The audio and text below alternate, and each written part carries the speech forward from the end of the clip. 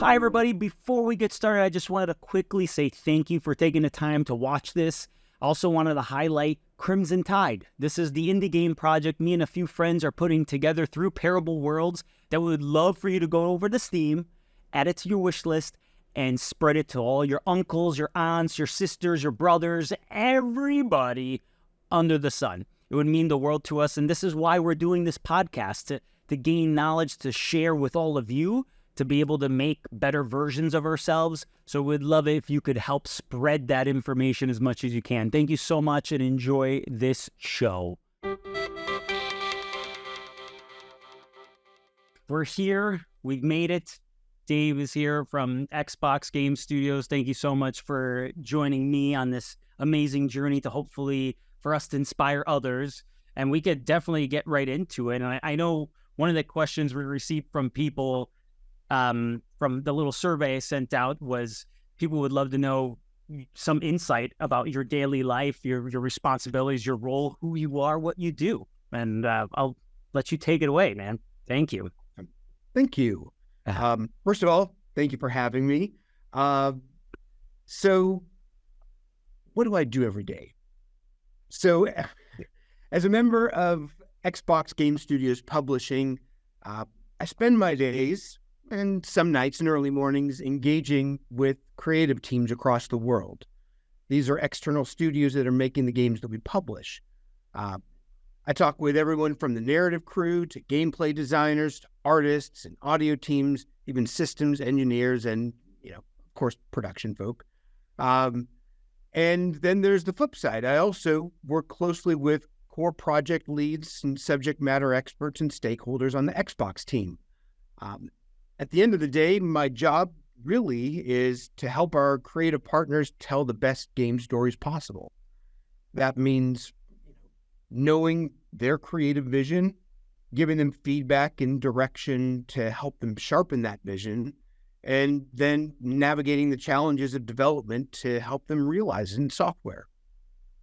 So pretty much you have like one of the greatest jobs in the world that everybody's trying to jump into. I think, as people, amazing description. Thank you. And I know it's just kind of going with the flow and me as a gamer, I believe, especially on the narrative side, on my passion is what you're working on is probably one of the important factors to bring the whole project together. And it's awesome to have you and to get your insight on that kind of information and how your brain works. So yeah, that's huge for me and for everyone watching. So thank you.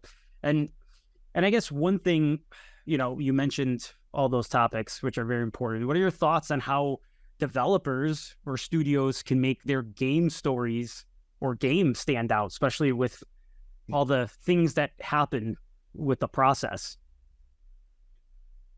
So I'll be honest, this is something that I think about every single day.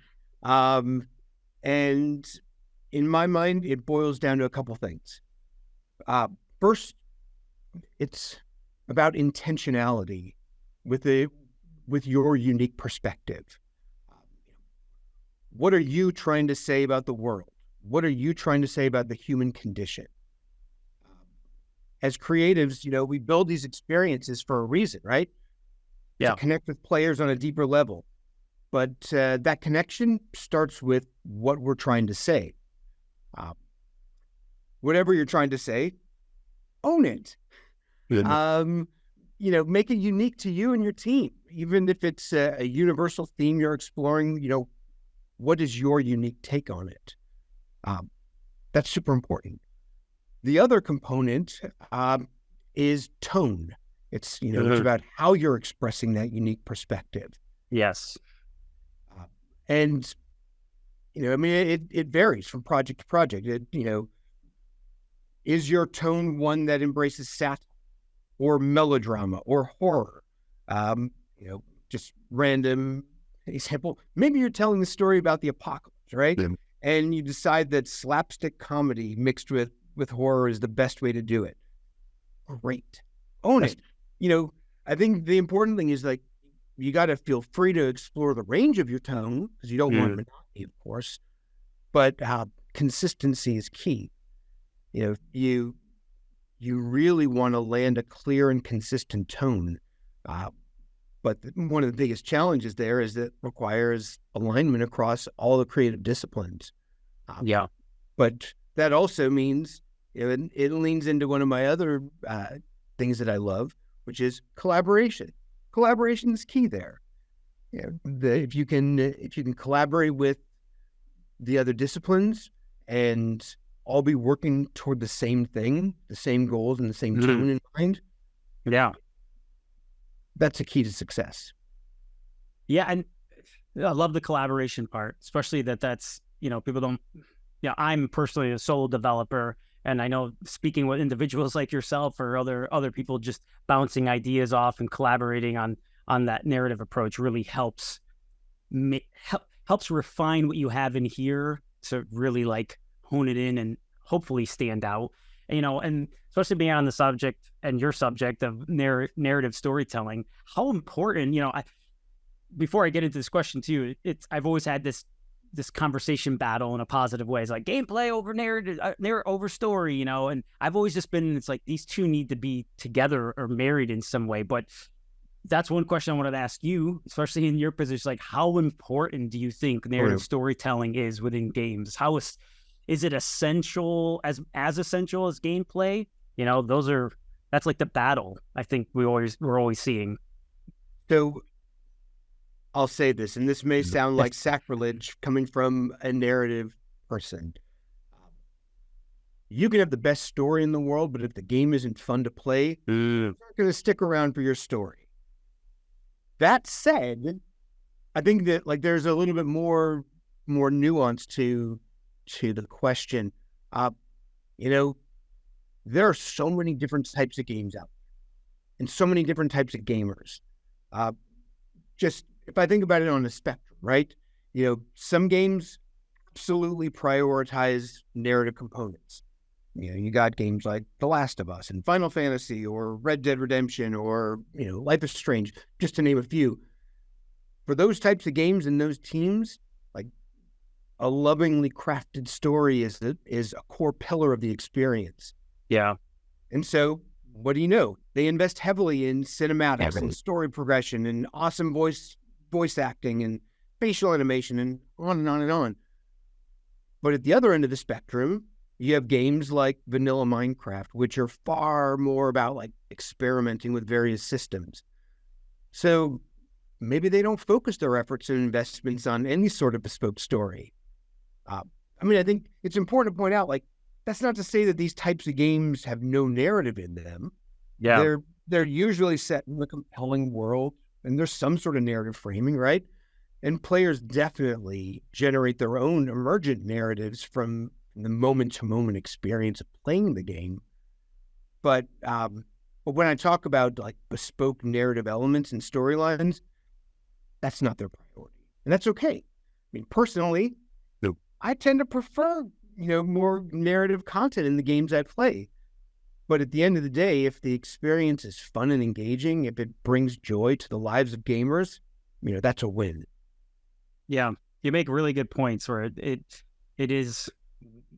really depends the circumstance and then how it's executed and what type of player you're focused on and what kind of story or what type of game you're making. That really, it comes down to the definition.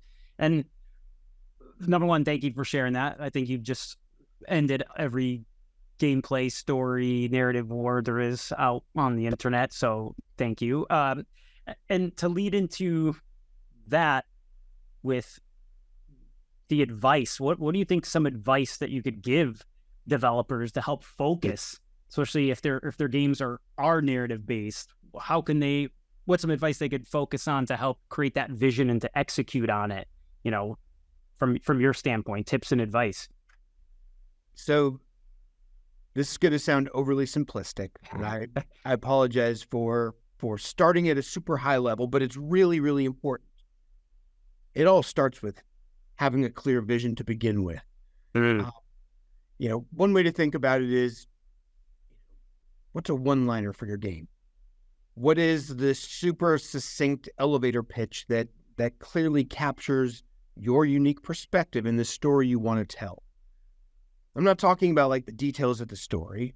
I'm talking the big picture, the foundational ideas, because that clarity really, really matters, and it filters down. But like, if you don't have that clarity, if you don't have that North Star, that thing that you can always look to for help navigating the dark and uncertain challenges of development, it's really, really, really easy to get lost along the way. So one layer down below that, I think it's important to have, a clear understanding of what your experiential pillars are. The experience points that are going to be supporting that vision. Like, this is where you start to get into more details about how you actually execute on the vision. And this is where you start to think about it in more explicit player-facing terms. But man, if I had a diagram, I would like show it. It's kind of a pyramid, because underneath the pillars, that's not where you start getting into granular detail. They're still meant to provide like guidance for the team, translating the vision into more tangible terms. When we start talking about the details, we can go in all different directions, but I'm going to give one big piece of advice to anybody who's watching. Don't be afraid to simplify. Wow.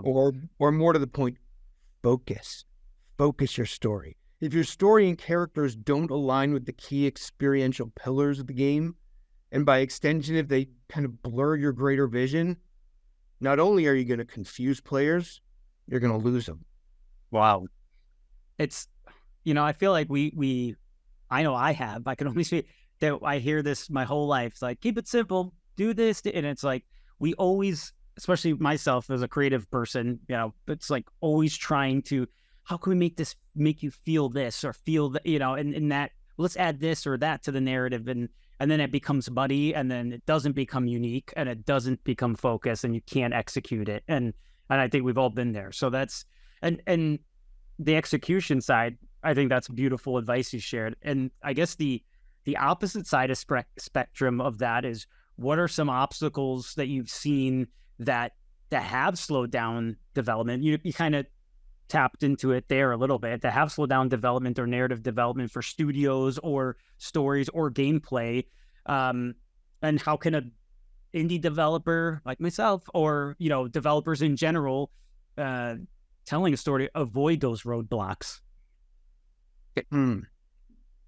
So this is another great question. And there's so many possible answers, because game development is hard.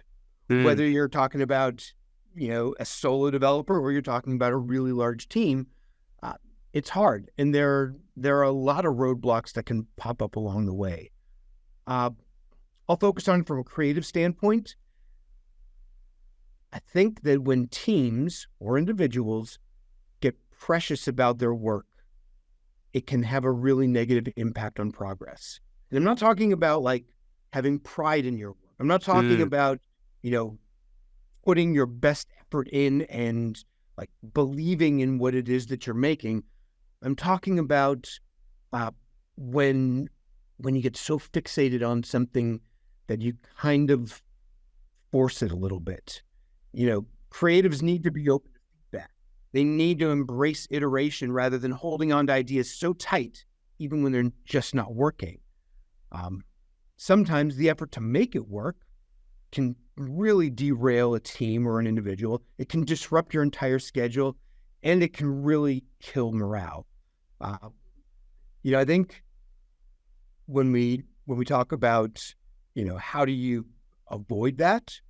Well, it's a lot better if you plan for feedback, you plan for iteration, and know that, if you were able to come up with one amazing idea, you've got it in you to be able to come up with more. So it's kind of liberating when you can release that vice-like grip on a singular idea or a single moment or a single line of dialogue or a single plot turn. And you can go, hey, you know what? If it's not working, I can come up with something better that will work. But you have to plan for that. You have to account for the time that it's going to take to test out your ideas and see what's landing and come up with better stuff if it's not. Well, I think everything you're saying there is beautifully summed up with an amazing word of like being able to pivot, right? And it's like if you need to with the feedback, but then also calculating all these other variables that will be added to that potential roadblock. So and sometimes I apologize if I'm just silent because I'm literally sitting here selfishly going, okay, I need to jam this into my brain's computer and download it as much as possible because I think it's relevant to myself, to others out there who are making games, or just, I think it also relates to life, right? It's like you have to be able to get feedback and pivot in the directions of careers and just decisions you make in life too. It's very relatable. And So true. And I guess seeing that aspect of the roadblocks, I'm always about advice. What's the biggest advice that you have that helps, that you think that could help get a project completed or over the finish line without feeling rushed? I think that's the thing. I've always been able to push project through. It's like, it's out there and we've seen projects get out there rushed, but what's some advice you can give for helping a project get completed and get over the finish line without being rushed? So a former manager of mine always had, he threw this phrase out there a lot. He comes from a production background, and but I always felt like this kind of summed everything up. He said, "Hope is not a strategy," and it rings so true. Wow. Because when you're talking about building a game or writing a script or doing anything that's kind of a large endeavor, right? It all kind of hinges on realistic planning. You break down the work into achievable goals and then you deliver on them. That's a heck of a lot better than setting unreasonable goals and having to crunch to meet them, or just winging it and kind of hoping everything comes together in the end. Like, honestly, that's never a strategy for success. It's a lot better to plan, to take things in bite-sized chunks and know that eventually you'll have a full meal, but don't try to scarf everything down at once, and don't try to scarf everything down at the very end. Plan for it, and your results will be a lot better in the end, and you won't kill yourself in the process. Well, yeah, talking about planning and not, killing ourselves. I think I kind of want to actually take this moment to do a little like pivoting crossroad of kind of leaning into more personal life as well. And I believe a lot of the creative work we do in games and film and anything and storytelling, a lot of it comes from our own personal experiences, and we kind of compare things to our lives and how it worked in our lives and how can we add that process to game development or storytelling. And that kind of leads me to, what's the best advice on a personal level, best advice you've gotten for your life in general? I know that's very specific, but I'm interested, right, from someone who has so much experience in just life, period. What your little seed of hope could be for myself and others out there of advice for life. So it's funny.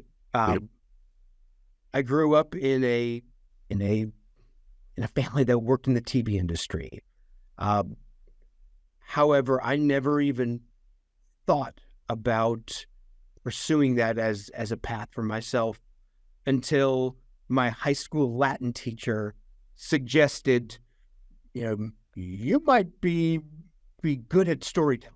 Like, Wow. It was totally unrelated to my poor performance in Latin class, but he was a really remarkable, formative figure in my life. And, unrelated to that kind of like direction that he gave me, I'll never forget he had this one like you know, illuminating bit of advice that he gave to everybody in our class. Um, and I think people took it. I know that it profoundly affected me. And it was, be humble, be Mm. grateful, and always give your best effort.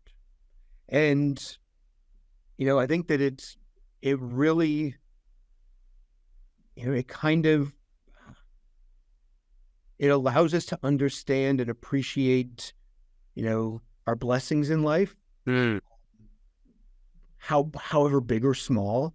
And it, it's inspired me to know that, if I always give my best effort, then I'll never have regrets. Life is going to happen. Things are going to change. Stuff is out of my control. But the one thing I can control is the effort that I put forward.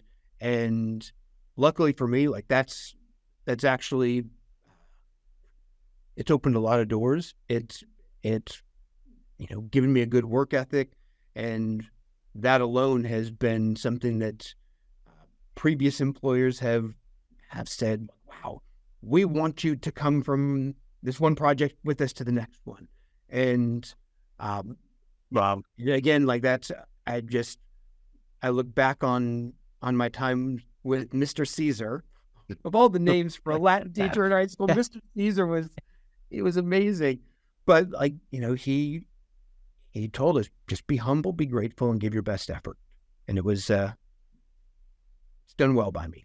Yeah, I think we all need to hear that, especially with, this race we feel like we've put ourselves into sometimes in life. Like, I got to get here. And that causes, crushing of others and kind of makes you potentially a little prideful and pushes you forward and tries to get to the next step. But, I feel like that's a very beautiful formula. Yeah. Like you said, being humble, putting your best foot forward, doing your things. And that's also how you make a mark. Sometimes it's not about just putting out a project, your output. Sometimes it's the input you give someone, and that feeling that's like, we need someone like you that's calm, cool, and collective here, and that balances everything. So that's amazing. I love that aspect. And from the personal side to more of, well, you actually mentioned it, a lot of seeds of being humble, doing your work has brought you to where you are today.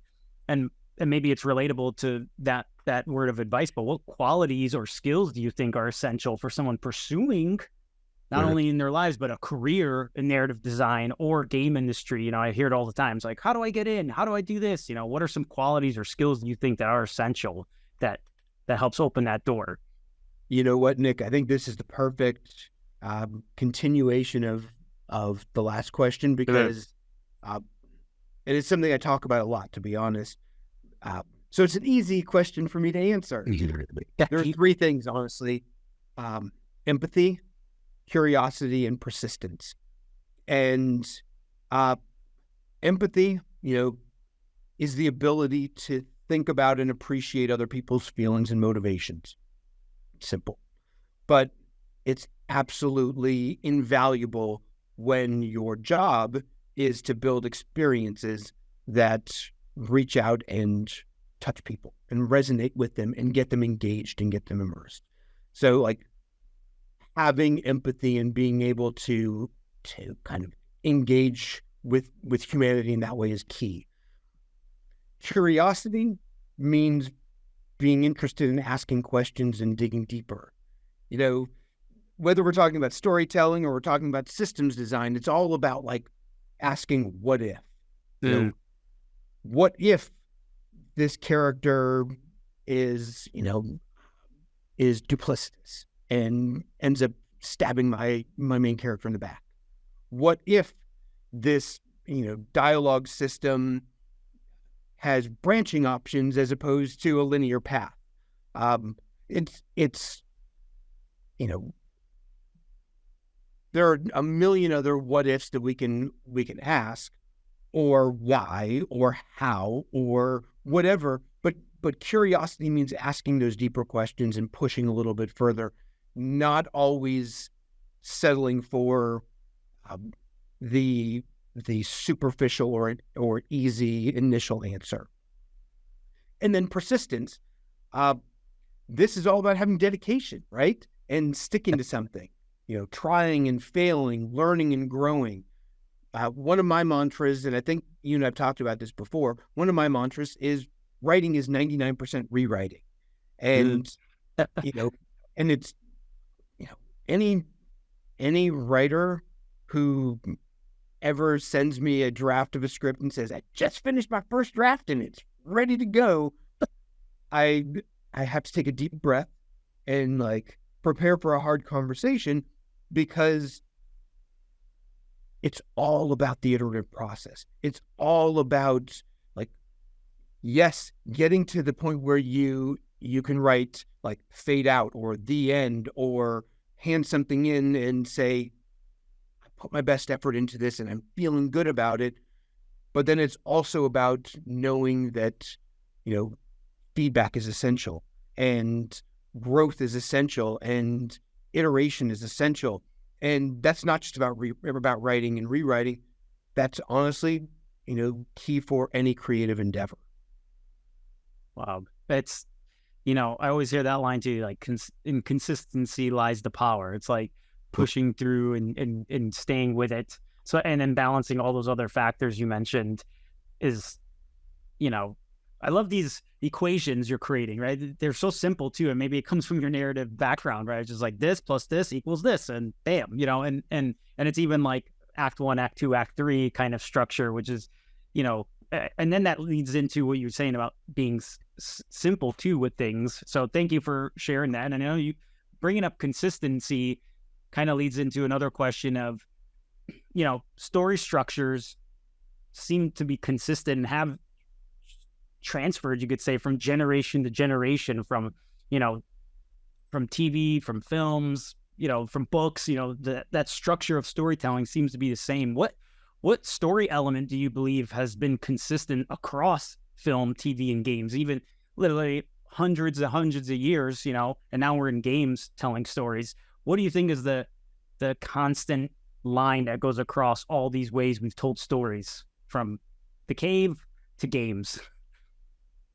So I think it all boiled down to one consistent element. I would have to say conflict. And, wow. Some people might question that. But I think honestly, whether you're talking about high drama or comedy, whether you're talking about movies or game stories, there's always a sense of conflict. Wow. Of people wanting something, obstacles standing in their way, and then either the action that it takes to get past those obstacles, or the hilarity that ensues from those obstacles, imposing their will on the story. I think, how that conflict is expressed through tone, genre, and medium, that may be totally different. But yeah, I think that's the one thing that I would be able to point to and say, if you look at any story, it's got to have conflict. Again, it's just that simple factor we deal with humans, right? That conflict creates sparks, which then creates, you could call it as an analogy, right? It's like fire, which then creates heat, and then you could cook on it. You could do a lot when you have that heat. So yeah, I agree with you 100%. That conflict is that centerpiece, and it helps drive narrative. It drives, our push as well as humans. And, being, human, right? And understanding the concept that we're all trying to do here. What makes you feel, how many years have you been doing this so far? Just narrative, in the narrative space, number one. Has it been over 15 years, 10, 20 years? It's like 30? How, just before I get into the question. You really want to age me? So before I got into games, I built a career in TV. And that took me probably about, okay, I'll just age myself. I graduated from college in 1996. Awesome. I got I got a job at the bottom of the food chain as a production assistant, the summer after I graduated, thanks to some family connections and having a good work ethic that kind of nailed the interview for me. It wasn't a sure thing. I found out later on it wasn't a sure thing. But luckily, I got the job, and then I spent a good long time, working my way up from making copies of scripts and making coffee for people and running errands for our producers. I spent about 10 to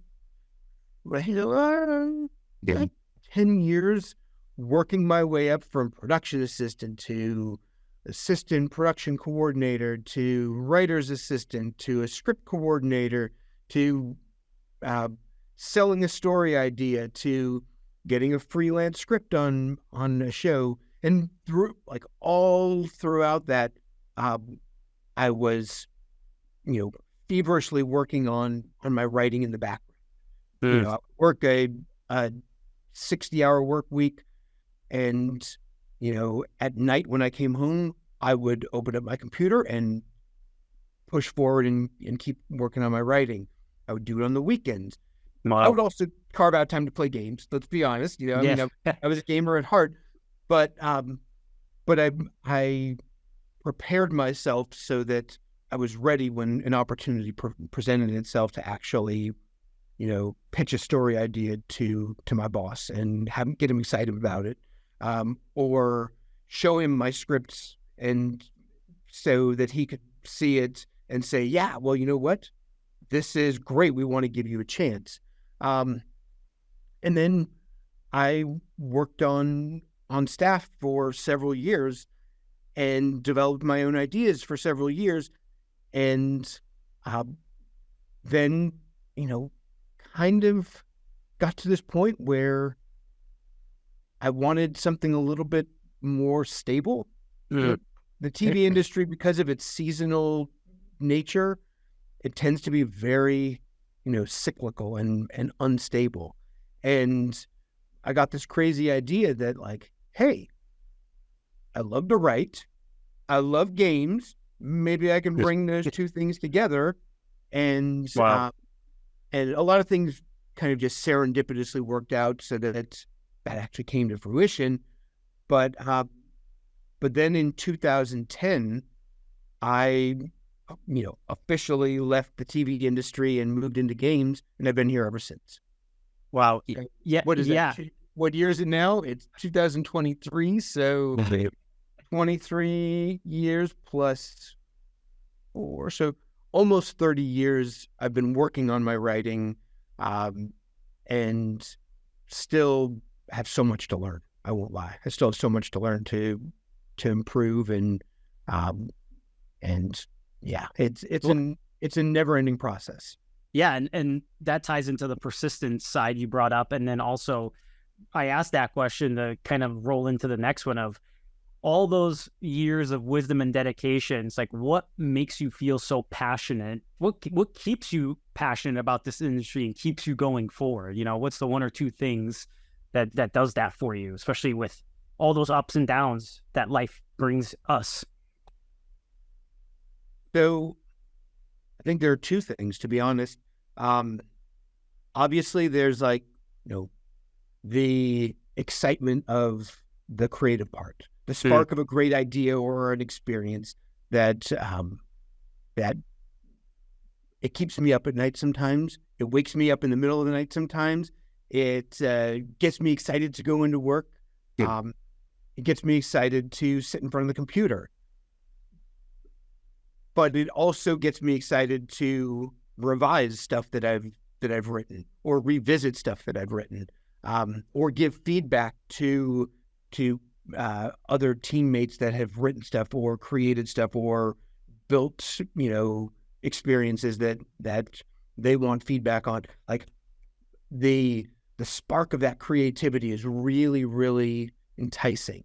I think the other part, though, is it's something that was present in my TV days and in my video game days. It's collaboration. It's working with other creatives. It's leaning on each other's superpowers and elevating our collective efforts.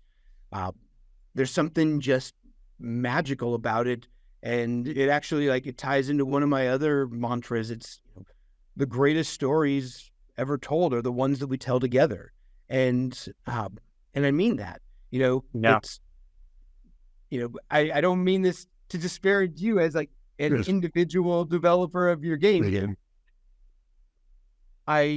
It makes me treasure those moments when you and I can talk about what it is that you're building, and I can be a little, part of that.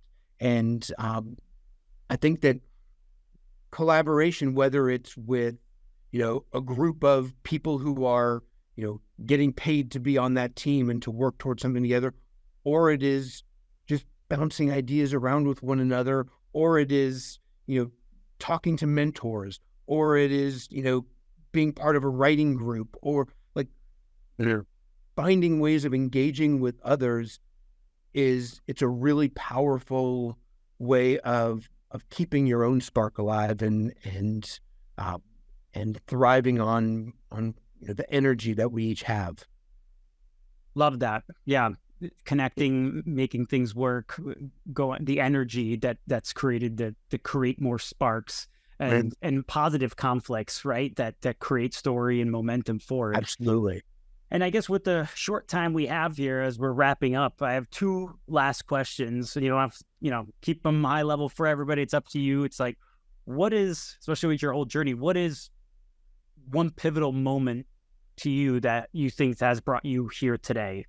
I've had uncles and family members do things and be part of my life to help me bring me where I am in the creative space. What is one pivotal moment that brought you to where you are today? So I'm going to be vulnerable for a second. There was a point, and I kind of hinted at this in one of my previous rambling answers. There was a point where, I had realized my dream of becoming a TV writer. I had realized my dream of coming up with my own ideas and getting other people excited about those. But I also realized that I wanted something more. I wanted that stability. I wanted, I wanted to start a family.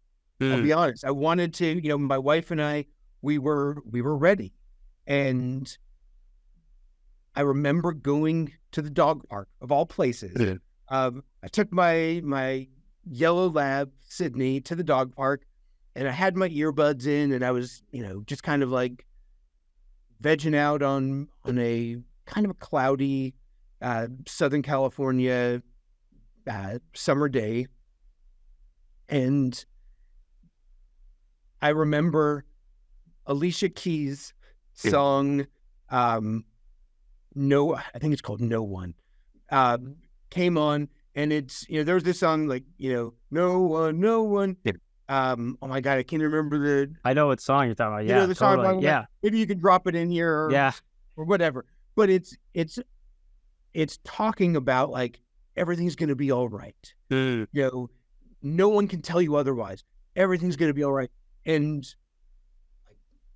at the risk of sounding a little bit silly, I was sitting there thinking about where I wanted to take my life. As the song came on, the clouds above kind of parted ways.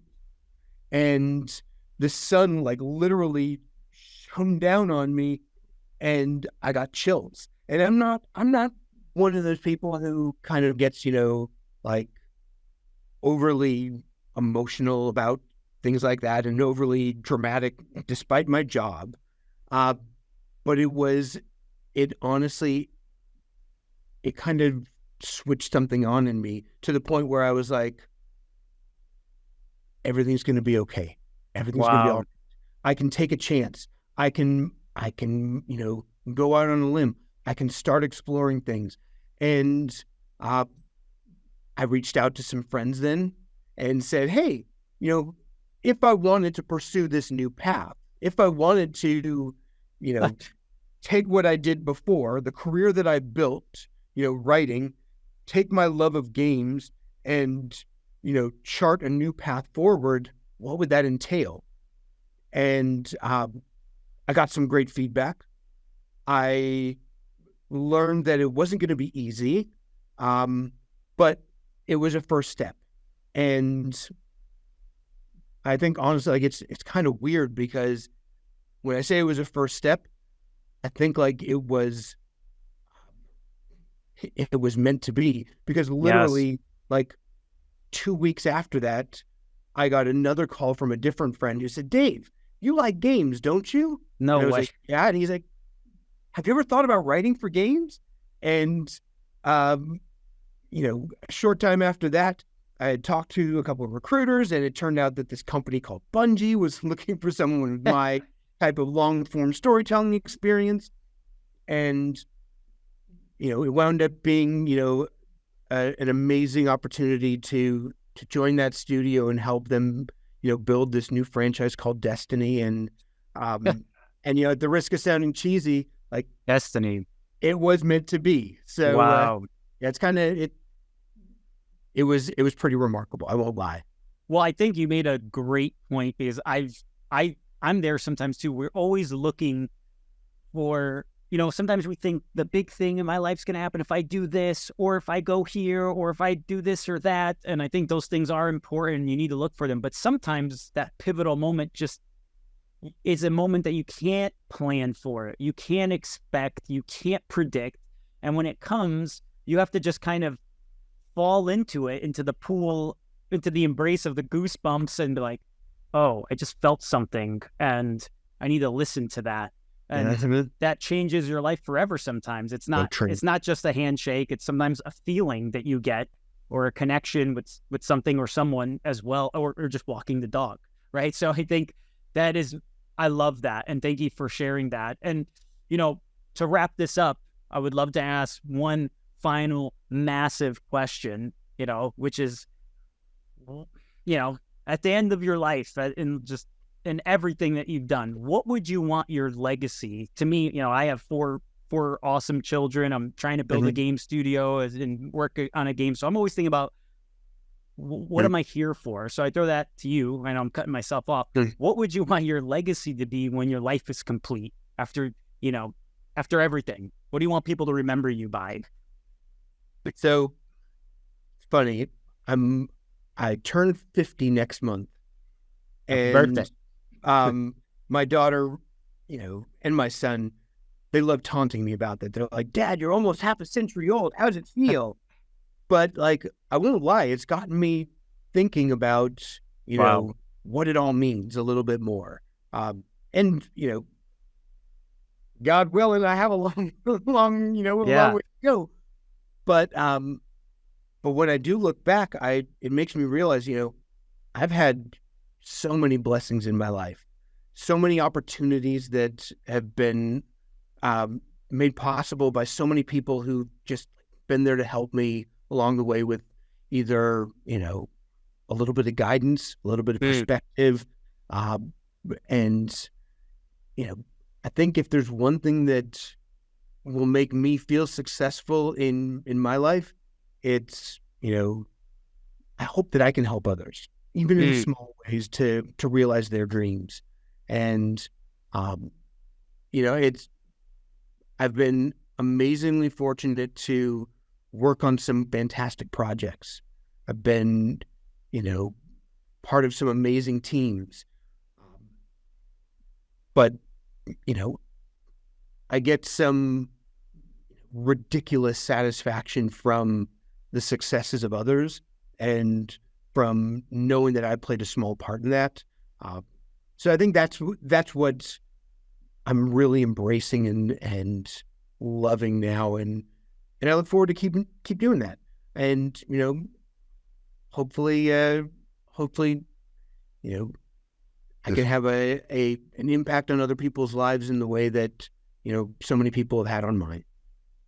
That's amazing. And it made me there's that saying, give and it shall be given unto you, and I will tell you straight up right now, what your time that you've dedicated here, for me, you've helped me, and I believe you're going to help thousands times thousands and thousands of other people digesting this message. So I am forever grateful, and thank you for being here and sharing your soul and your heart and your experience with me and with the rest of the world who's going to see this. And but yeah, those are all the questions I have, Dave. So with that was the first ever Parable Podcast extravaganza, and we're humbled forever for you to be the first guest. And hopefully when we hit 100, we'll have like 100th anniversary podcast with you on there or something. So this means the world, and thank you for being here. And can anybody reach you anywhere, or LinkedIn, or absolutely. You can find me on LinkedIn or on the Twitter, or X, formerly known as Twitter, or there we go. Or through you. I mean, I think that there are lots of ways to reach me, and I will do everything I can to be in touch with anybody who reaches out. Amazing. But I do want to say thank you so much for having me on here, and thank you for what you're doing to bring your light and your energy to other developers and other creatives, and I think that's really remarkable. So kudos to you. Thanks for letting me be a part of it. Thank you. Let's inspire the world together. Thank you. Well, everybody, thank you for joining us, and we'll see you next time. Bye.